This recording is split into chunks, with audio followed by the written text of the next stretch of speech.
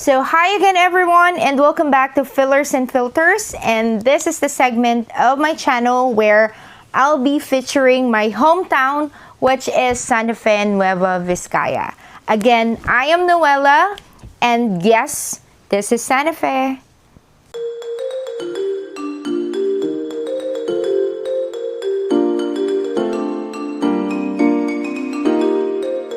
Isa ka bang certified plantito or plantita? If so, well, this episode is for you. So in the previous episode, namasyal tayo sa Plantitas Tourism Complex, which is one of the heritage sites. It's actually a national shrine na matatagpuan dito sa Santa Fe. For our lunch, natikman natin ang masasarap na luto sa Plantitas Grill and Restaurant. And of course, para naman sa mga plantitos and plantitas natin out there, in this episode, mamamasyal naman tayo sa isang plant shop dito sa Santa Fe. Just a few kilometers from the Plantitas view deck is Nena's Orchids Garden. Isang Nena's Garden sa mga pinakaunang plant shops na naitayo dito sa Santa Fe. Sa katunayan, they have been in the business for 50 long years. So since 1970s pa, nang maitayo ang plant shop na ito nila Lola Nena Bullionan.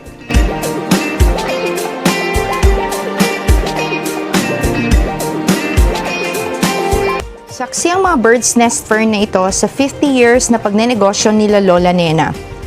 Locally known as Dapo, ang mga halamang ito ay kasama sa mga native orchids na unang binebenta nila. At ayon pa kay Lola, bagaman maraming klase na rin ng halaman ang nauso, subalit nananatiling in at mabenta ang mga dapo since the 1970s. Good thing, madali naman daw itong dumami. Kaya naman sa abot kayang halaga na 20 pesos, maaari ka nang makapag-uwi ng mga aerial plants na ito para idagdag sa iyong koleksyon.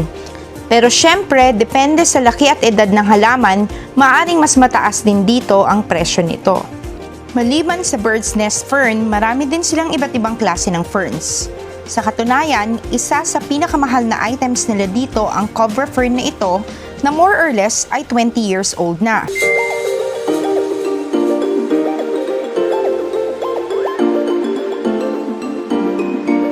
Kung noon ay orchids at ferns lang ang itinitinda nila Lola, sa ngayon ay napakarami ng varieties ng plants ang mabibili sa kanilang garden.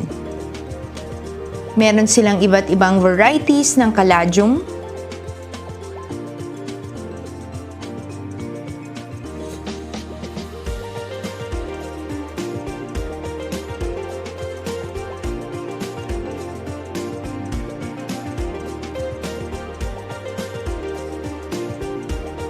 philodendron,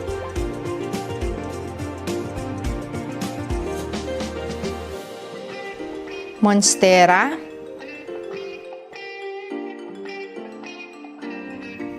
calathea,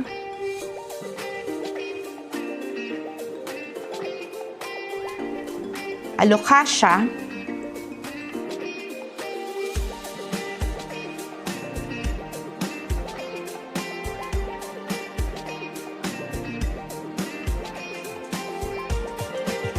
at maging iba't ibang klase ng cactus.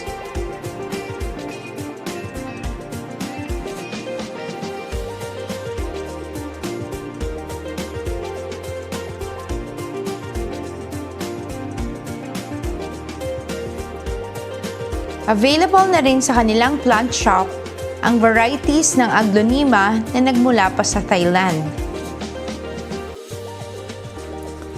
Kwento ni Lola na subukan na rin niya ang iba't ibang klase ng mga negosyo. Subalit hindi niya binitiwan ang kanyang plant shop.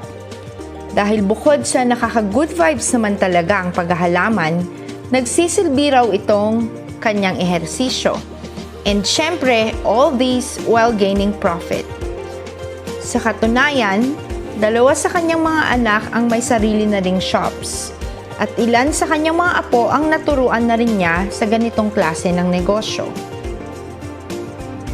If you're a certified plantita or plantito who's looking to expand your plant collection, or maybe you're someone who wants to start your gardening journey, If you're after variety and affordability, sugod na sa Nena's Orchid Garden, located at Barangay Taktak, Santa Fe, Nueva Vizcaya. Yes, this is Santa Fe.